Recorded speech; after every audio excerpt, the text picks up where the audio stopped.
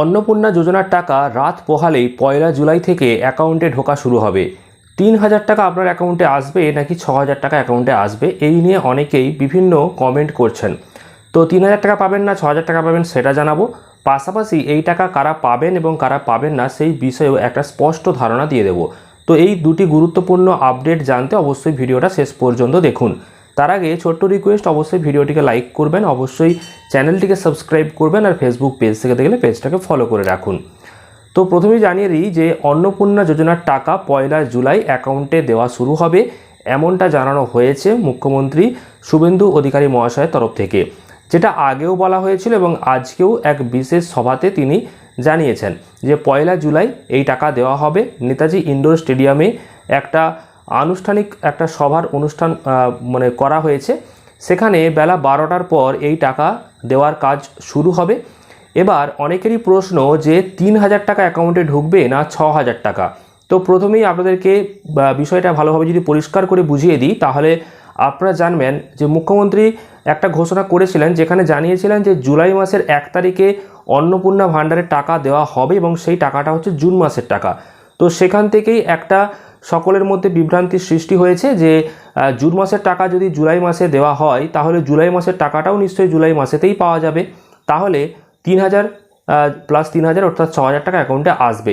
তো এখান থেকেই এই বিষয়টা সৃষ্টি হয়েছে। তবে আপনাদেরকে জানাই যে জুন মাসের টাকা জুলাই মাসে দেওয়া হবে 1 তারিখ থেকে, তবে 6,000 টাকা একসাথে আপনার অ্যাকাউন্টে ঢুকবে না, কারণ সেরকম কোনো ঘোষণা করা হয়নি। শুধুমাত্র জুলাই মাসে দেওয়া হবে জুন মাসের টাকাটা, এটাই বলা হয়েছে, অর্থাৎ একটা কিস্তির টাকাই আপনাদের অ্যাকাউন্টে আসবে। এবার জুলাই মাসের টাকাটা হয়তো পরবর্তীকালে জুলাই মাসের শেষের দিকে বা পরবর্তীকালে কখন দেওয়া হবে সেই বিষয়ে কোনো পরিষ্কারভাবে কোনো আপডেট নেই। তবে আপনারা যারা যারা ফর্ম ফিল আপ করেছেন অনলাইনে বা অফলাইনে, তারা টাকা পাওয়ার জন্য নিশ্চয়ই অপেক্ষা করছেন। এবার টাকা যে সকলেই পাবে না সেই বিষয়ে আপনাদেরকে জানাই। তো কারা টাকা পাবে এবং কারা পাবে না সেই বিষয়ে যদি আমরা বিস্তারিত আলোচনা করি, তাহলে আপনারা জানতে পারবেন যে এই টাকা তারাই পাবে যারা যোগ্য। এবার আপনি হয়তো বলবেন কারা যোগ্য কারা অযোগ্য সেটা কিভাবে ওনারা নির্বাচন করবেন, এতদিন তো লক্ষ্মীর ভাণ্ডার প্রকল্পের টাকা পেয়েছি, হঠাৎ করে কেন টাকা আসবে না। তো সেই বিষয়ে আপনারা অবশ্যই আপনার তরফ থেকে যেটুকু খেয়াল রাখার বিষয় সেটা হচ্ছে আপনার ব্যাংক অ্যাকাউন্টে ডিবিটি লিঙ্ক রয়েছে কিনা সেটা অবশ্যই চেক করবেন, অ্যাকাউন্ট ঠিকঠাক রয়েছে কিনা সেটা অবশ্যই আপনি চেক করবেন। আর যাদের বাড়িতে বাড়িতে ফিল্ড ভেরিফিকেশন হয়েছে তারা মোটামুটি নিশ্চিত থাকতে পারেন অ্যাকাউন্টে টাকা আসবে। আর যাদের এলাকাতে ফিল্ড ভেরিফিকেশান হয়নি তার মানে যে তারা টাকা পাবে না এমনটা কিন্তু নয়। ফিল্ড ভেরিফিকেশান না হলেও অফিস থেকে অনেক কিছুই ভেরিফাই করা হচ্ছে এবং সেখানে যদি আপনার অ্যাপ্লিকেশানটা ভেরিফাই হয়ে যায় তাহলে 1 জুলাই আপনার অ্যাকাউন্টে টাকা ঢুকে যাওয়ার সম্ভাবনা রয়েছে।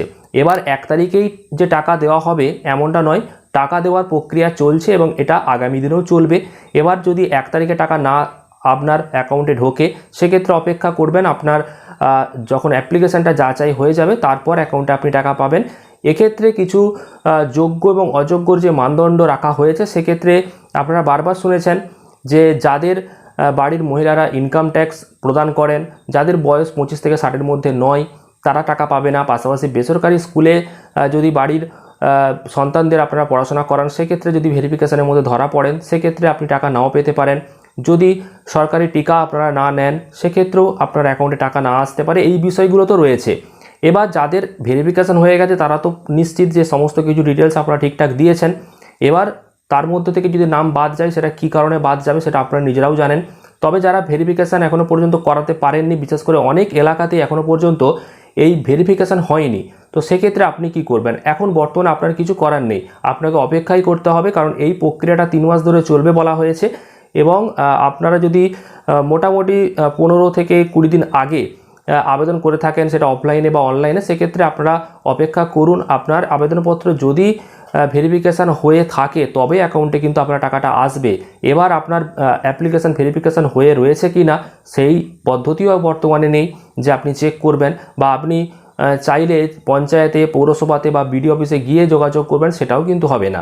সেক্ষেত্রে বর্তমানে আপনাকে অপেক্ষা করা ছাড়া কোনো উপায় নেই। আর যেটুকু আপনার করণীয় সেটা হচ্ছে আপনার ব্যাঙ্ক অ্যাকাউন্ট ঠিক রয়েছে কিনা, ডিবিটি লিঙ্ক রয়েছে কিনা, এটুকুই আপনি শুধুমাত্র চেক করে রাখবেন। এবার টাকা যদি অ্যাকাউন্টে ঢুকে যায় সেক্ষেত্রে টাকা আপনি পাবেন, নইলে অপেক্ষায় আপনাকে করতে হবে। এবার জুলাই মাসের শেষের দিক পর্যন্ত যদি আপনার টাকা অ্যাকাউন্টে না আসে, সেক্ষেত্রে তখন পরবর্তীকালে হয়তো নতুন গাইডলাইন্স বের হবে। যদি আবেদনপত্র বাতিল হয়, কেন বাতিল হচ্ছে সেই বিষয়ে হয়তো আপনারা জানতে পারবেন, সেগুলো পরের কথা। কিন্তু 1 জুলাই যে টাকা আপনি পাবেন সেই বিষয়ে এখনও পর্যন্ত নিশ্চিত কেউ বলতে পারবে না। তবে হ্যাঁ, যাদের ভেরিফিকেশান হয়েছে তারা কিছুটা নিশ্চিত হয়ে থাকতে পারেন, এটুকু আপনাদেরকে জানাবো। কারণ এর আগে 3 তারিখে যারা টাকা পেয়েছে তাদের মধ্যে ম্যাক্সিমামই বাড়িতে ভেরিফিকেশান এসেছিলো এবং অনেকেরই আমার পরিচিত ভেরিফিকেশানের ব্যাপারে আমার সাথে কথা বলেছিল এবং সেখান থেকে আমি তথ্যটা পেয়েছি। এবং ওনারা বলেছিল যে বিডিও অফিস থেকে লোক এসে ওনার নাম এবং বাড়ি এর সমস্ত সদস্যের নাম এই সমস্ত ডিটেলসগুলো নিয়েছে এবং তারপরেই 3 তারিখে টাকা অ্যাকাউন্টে ঢুকেছে। তো সেই তথ্য অনুযায়ী আপনাদেরকে জানাই, ভেরিফিকেশান হয়ে গেলে আশা করা যায় আপনার অ্যাকাউন্টে টাকা চলে আসবে। আর ডিবিটি লিঙ্কের মাধ্যমে যেহেতু টাকা আসবে, সেহেতু টাকা খুব তাড়াতাড়ি অ্যাকাউন্টে চলে আসে। আর আপনারা যে একটা কিস্তির টাকা 3000 টাকা পাবেন, এটাই আপনারা ধরে চলুন। 6000 টাকা একসাথে হয়তো পাবেন না। এবার পরবর্তীকালে জুলাই মাসের টাকাটা হয়তো কিছুদিন পরে দেওয়া হবে, তবে একসাথে যে 2টো কিস্তির টাকা দেওয়া হবে এমনটা কিন্তু কোনো আপডেট নেই। তো আপনাদেরকে এই দুটো বিষয়কে নিয়ে আলোচনা করলাম, পরিষ্কার করলাম। এবার আপনাদের মতামত অবশ্যই কমেন্টে জানাবেন। আর ভিডিওটি ভালো লাগলে প্রচুর পরিমাণে লাইক করুন, শেয়ার করে দিন। আর ফেসবুক থেকে দেখলে পেজটাকে ফলো করতে ভুলবেন না। আর ইউটিউব থেকে দেখলে অবশ্যই চ্যানেলটিকে সাবস্ক্রাইব করে নেবেন। ধন্যবাদ।